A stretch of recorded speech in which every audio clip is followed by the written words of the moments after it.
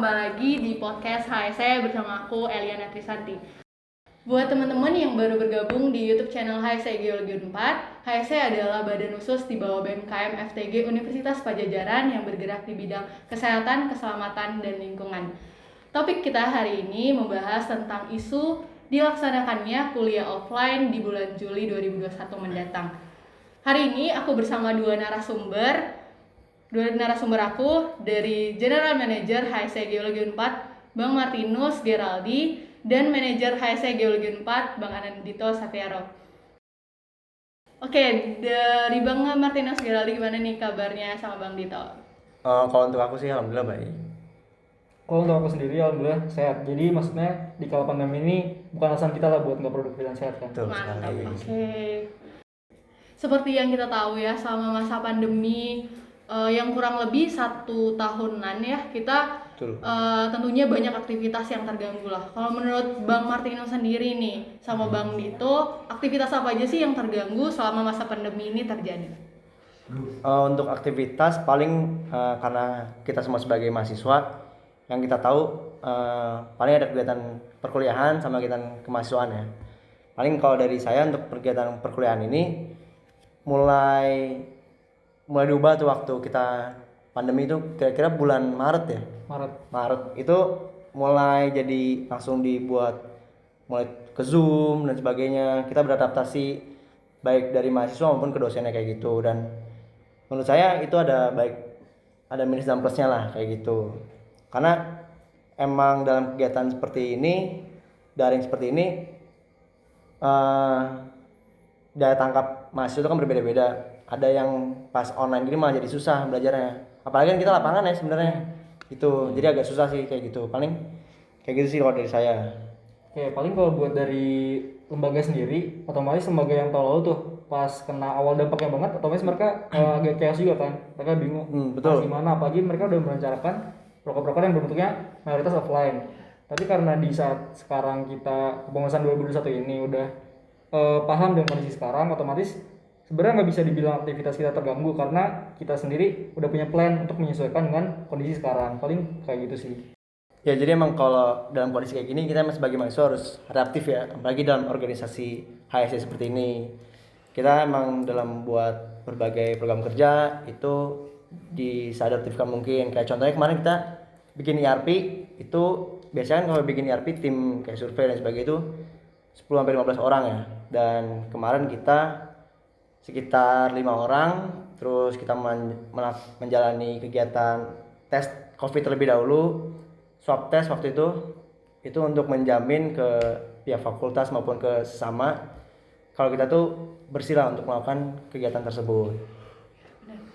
Benar, berarti tadi yang terganggu kuliah ya Bang, kuliah, ya, lembaga juga, tapi itu bukan jadi alasan kita buat nggak bisa adaptif untuk melanjutkan perkuliahan kita dan juga lembaga kita di kampus ya. Oke nih Bang, mendengar isunya nih Bang, berdasarkan arahan Presiden Joko Widodo, vaksinasi akan diberikan gratis nih dari tenaga kerja medis di pemerintahan dan juga sampai ke mahasiswa bahkan Bang. Nah, vaksinasi ini diadakan untuk mempersiapkan para pelajar dan mahasiswa untuk belajar secara tatap muka di bulan Juli 2021 mendatang. Nah, menurut Bang Martinus dan Bang Dito nih, kira-kira mengenai kuliah offline yang akan diadakan di bulan Juli itu gimana nih? Sebenarnya kalau itu kan baru isu ya, dan kita nggak tahu nih untuk penyebaran si vaksin ini berapa lama nantinya, kan itu hanya sebuah isu doang. Dan kembali lagi nanti pas misalkan bulan Juli ternyata kegiatannya online lagi, kan kita nggak tahu kayak gitu. Sebenarnya kalau dari saya sendiri terkait tanggapan saya terhadap isu tersebut, adanya atau enggak vaksin tersebut, kita udah terbiasa dengan kondisi new normal di mana ketika pembelajaran secara efektif sudah bisa dilakukan saat bulan Juli, kita pun tetap harus memperhatikan protokol new normal karena corona itu nggak akan benar-benar hilang di dunia ini. Paling kayak gitu sih.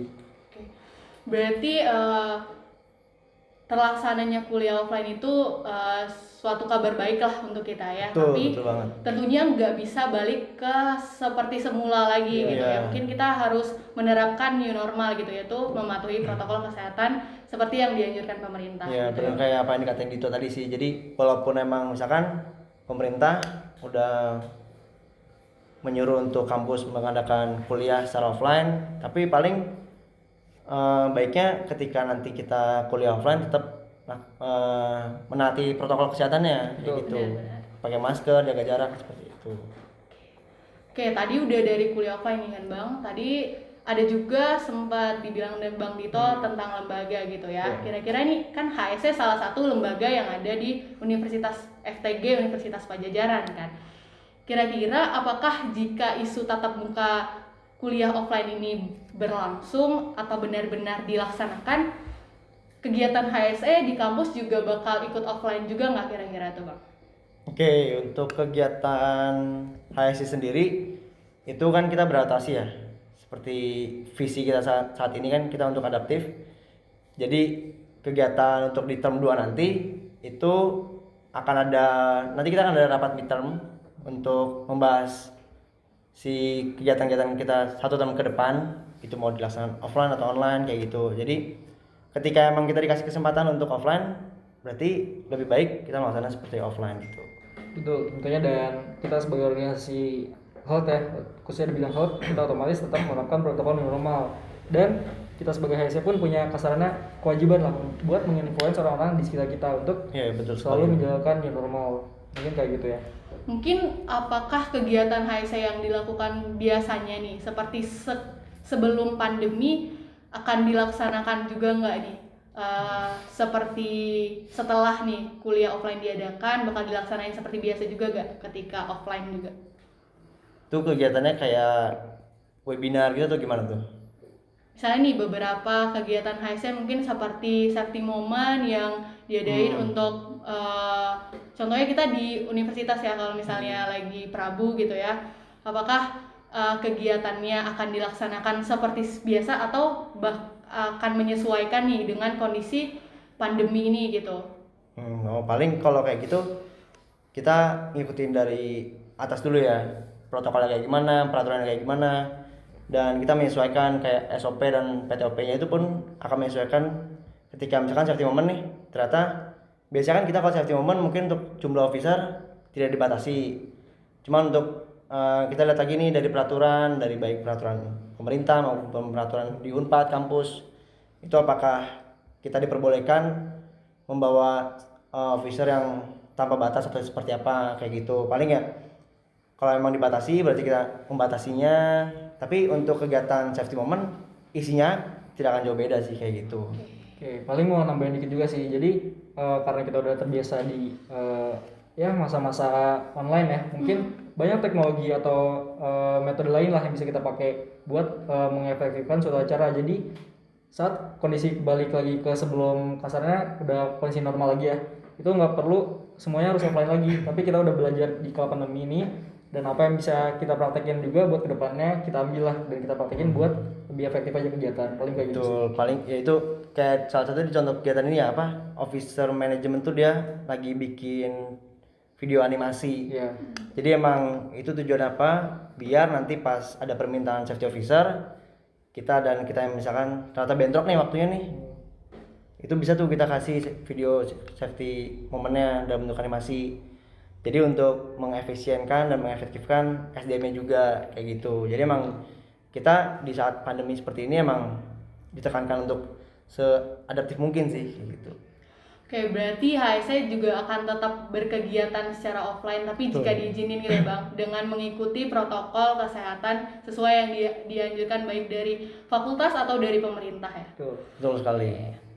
Oke nih, berhubung tadi kita nyinggung tentang vaksinasi nih, kira-kira gimana nih menurut Bang Dito dan Bang Martinus tentang vaksinasi ini? Atau mungkin kita nih sebagai mahasiswi, apakah Bang Martinus dan Bang Dito udah vaksin nih atau bersedia nggak untuk divaksin nih? Kalau dari saya sih belum ya, karena emang mahasiswa kan emang belum dikasih. Karena bahkan setahu saya tuh sampai saat ini tuh baru sampai di dosen sih, dosen, alumni kayak gitu. Dan bahkan kemarin saya ketemu satpam pun belum divaksin katanya. Kayak gitu kan, padahal dia juga termasuk tenaga kerja di kampus kan, yang cukup ketemu banyak orang justru. Dan paling kalau divaksin ya pasti mau sih ya, karena emang itu anjuran dari pemerintah juga. Kayak gitu. Paling kalau dari saya juga sebenarnya saya belum divaksin juga karena ya mungkin belum dapat bagian jatahnya mungkin ya. Tapi kenapa saya pernah vaksinasi ya itu penting lah, karena kita mau melakukan kegiatan offline gimana kalau belum pasti orang-orangnya aman dari COVID. Paling kayak gitu. Sama buat vaksinasi sendiri tuh tadi benar kata Martinus, itu otomatis pasti ada alurnya kan dari pemerintah kan, dari yang penting-penting dulu hingga orang-orang yang bekerja di lapangan kasarannya, baru nanti jatuh ke mahasiswa, dimana kalau semuanya udah tervaksinasi kegiatan akan jauh lebih baik dari semula. Paling kayak gitu. Betul. Berarti dari Bang Dito sama Bang Martinus sendiri bersedia ya untuk divaksin? Pastinya. Pastinya ya, kita sebagai mahasiswa sebelum melakukan kegiatan kuliah offline tentunya kita juga dianjurkan, selain dianjurkan kita juga harus mau gitu ya mengikuti anjuran dari pemerintah untuk divaksinasi gitu. Oke. Nih kira-kira menurut Bang Martinus sama Bang Dito nih, seberapa efektif sih vaksin COVID-19 untuk melindungi kita nih dari kita mahasiswa dari penularan dan menunjang kita selama kegiatan perkuliahan offline kita?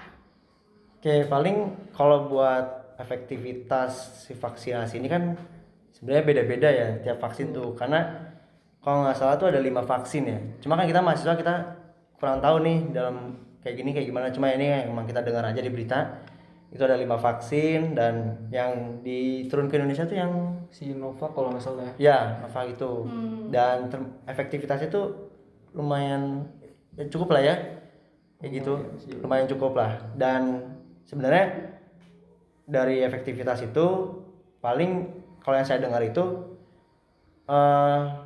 walaupun emang efektivitasnya kecil, namun itu akan lebih baik imunnya ketimbang kita yang belum divaksin, seperti itu. Paling mau nambahin juga ya, vaksin tuh nggak menjamin seseorang buat sepenuhnya kebal sama virus. Bahkan ada beberapa kasus juga yang menjelaskan seseorang udah divaksin nih, tapi dia masih bisa kena virus tersebut. Jadi kesimpulan di sini vaksin itu lebih ke membuat tubuh kita lebih kenal dengan virusnya, dan jika terkena virus pun, terkena vaksin pun, virus tersebut bakal lebih lemah dalam menyerang imun kita. Tapi intinya meskipun kita sudah divaksin, meskipun orang-orang divaksin, kita tetap harus menerapkan protokol new normal. Balik lagi ke protokol lagi. Karena aku juga pernah baca ya kalau perbedaan orang yang divaksinasi sama enggak nih. Kalau yang divaksinasi bakal meningkatkan kekebalan tubuh, yang bukan berarti virusnya nggak bisa menyerang kita, tetapi kekebalan tubuh kita itu bakal lebih tinggi dibandingkan orang-orang yang tidak tervaksin gitu ya. Iya. Dan sebenarnya divaksin itu ada yang bilang katanya ada efek sampingnya ya. Kayak demam atau apa kayak gitu. Cuma kita kan belum dapet tuh vaksinnya, kita juga baru dengar dari berita dan sebagainya. Ya itu karena demam sebagainya itu reaksi dari tubuh lah, reaksi tubuh buat melawan virus yang sementara itu ya, kayak gitu tuh ya. Oke nih, mungkin kita ke pertanyaan terakhir nih.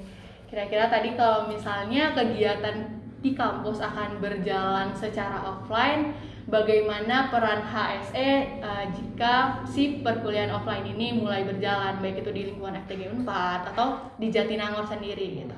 Oke, paling balik lagi ke yang tadi dikatain Dito ya. Kita emang walaupun kegiatannya emang udah dinyatakan offline dan vaksinasi sudah tersebar luas, itu kita tetap mengantisipasi. Kita tetap melakukan penerapan terhadap protokol kesehatan kayak gitu. Dan kita sebagai HSE pastinya mungkin akan lebih sering untuk mengaudiens orang-orang ya untuk mentaati protokol kesehatan, menggunakan masker, jaga jarak. Lalu misalkan di kampus nih, itu mungkin di ruang-ruangannya nanti kita bakal menyarankan untuk ada penjaga jarak dan sebagainya kayak gitu, walaupun sudah divaksin. Ya sebagai peran kita sebagai HSE juga, HSE kan Health Safety Environment, kita juga punya tindakan preventif lah, khususnya di tindakan preventif gimana caranya kita meminimalisir nih orang buat terkena COVID meskipun entah itu udah vaksin dan sebagainya. Dengan caranya kita mengadakan penyuluhan dan sebagainya, dan kita juga bertanggung jawab di Fakultas Teknik Geologi. Otomatis di kampus pun kita harus berperan lebih aktif dan lebih gencar lah dalam memberikan kesadaran buat orang-orang terkait new normal kayak gitu sih. Oke. Mungkin dari aku bakal narik kesimpulan ya dari isi podcast kita hari ini, kalau walaupun kegiatan kita cukup terganggu lah di kala pandemi ini, bukan berarti kita menyerah pada keadaan, tetapi kita menyesuaikan diri supaya tetap berjalan sebagaimana fungsinya gitu ya.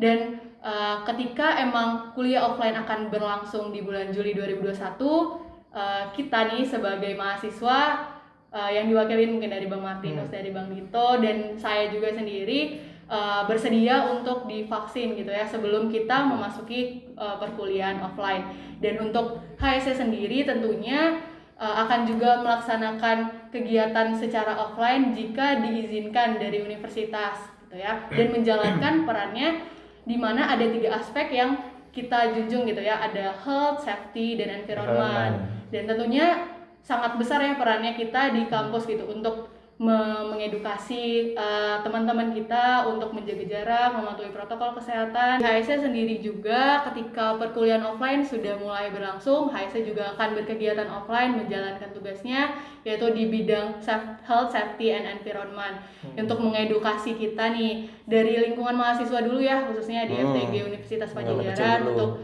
menjaga protokol kesehatan sesuai dengan anjuran pemerintah. Dari sini juga peran HSE membantu pemerintah dalam mengurangi dampak atau penularan dari COVID-19 ini. Tapi mau nambahin dikit sih kalau saya, kita paling mudah untuk mengedukasi orang tuh dari perilaku kita sendiri ya. Betul. Kita mencontohkan kepada orang-orang bagaimana menaati protokol kesehatan itu sendiri.